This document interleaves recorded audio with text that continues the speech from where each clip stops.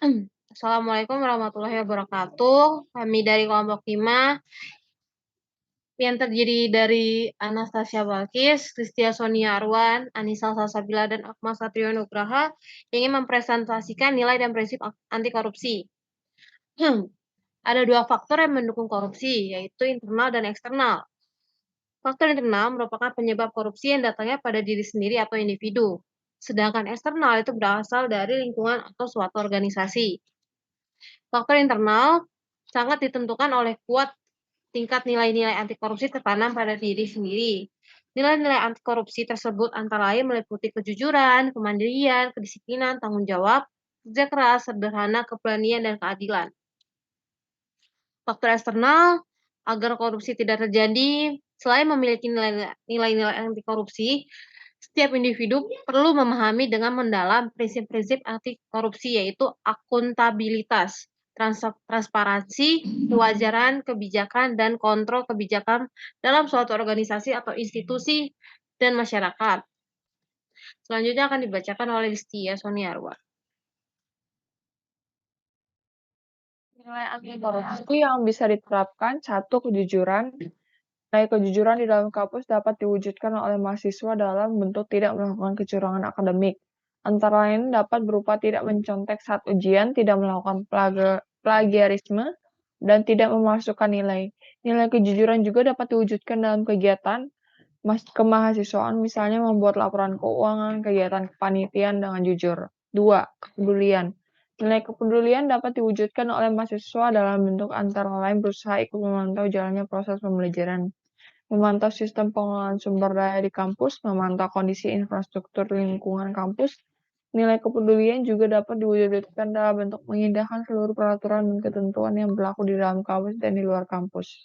Nilai anti korupsi yang selanjutnya, 3. Kemandirian. Kondisi mandiri dapat diartikan sebagai proses mendewasakan diri, yaitu dengan tidak bergantung pada orang lain untuk mengerjakan tugas dan tanggung jawabnya.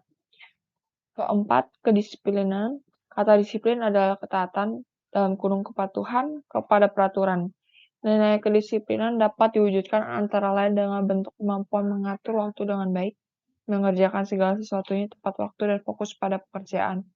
Nilai anti korupsi yang bisa diterapkan. 5. Sederhana. Prinsip hidup sederhana ini merupakan parameter penting dalam menjalani hidup antara sesama mahasiswa karena prinsip ini mengatasi permasalahan, kesenjangan sosial, iri, dengki, tamak, egois, dan sikap-sikap negatif lainnya. 6. Keberanian. Kata disiplin adalah ketaatan kepada peraturan. Nilai kedisiplinan dapat diwujudkan antara lain dalam bentuk kemampuan mengatur waktu dengan baik, mengerjakan segala sesuatu tepat waktu, dan fokus pada pekerjaan. Nilai anti korupsi yang diterapkan. 7. Keadilan. Berdasarkan arti katanya, adil adalah sama berat, tidak berat sebelah, tidak memihak. Nilai keadilan dapat dikembangkan oleh mahasiswa dalam kehidupan sehari-hari, baik di dalam kampus maupun di luar kampus. Ini adalah contoh beberapa prinsip anti korupsi, yaitu akuntabilitas, transparansi, kewajaran, kebijakan, dan kontrol kebijakan.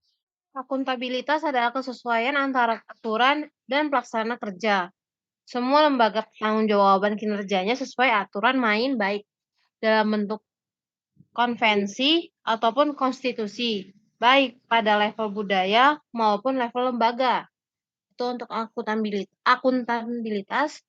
Dan untuk transparansi itu salah satu prinsip penting anti korupsi adalah transparansi. Prinsip transparansi ini penting karena pemberantasan korupsi dimulai dari transparansi dan mengharuskan semua proses kebijakan melakukan secara terbuka, sehingga segala bentuk penyimpangan dapat diketahui oleh publik. Kewajaran. Prinsip anti korupsi lainnya adalah prinsip kewajaran. Prinsip fairness atau kewajaran ini ditujukan untuk mencegah terjadinya manipulasi atau ketidakwajaran dalam dalam pengangguran, baik dalam bentuk markup ataupun ketidakwajaran lainnya. Kebijakan anti korupsi keempat adalah prinsip kebijakan. Pembahasan mengenai prinsip ini ditujukan agar mahasiswa dapat mengetahui dan memahami kebijakan anti korupsi. Kebijakan ini berperan untuk mengatur tata tata interaksi agar tidak terjadi penyimpangan yang dapat terjadi. Dan yang terakhir adalah kontrol kebijakan. Kontrol kebijakan merupakan upaya agar kebijakan yang dibuat dan dibentuk itu betul-betul efektif dan tidak mengeliminasi semua bentuk korupsi. Sekian dari kelompok kami, kurang lebihnya mohon dimaafkan. Wassalamualaikum warahmatullahi wabarakatuh.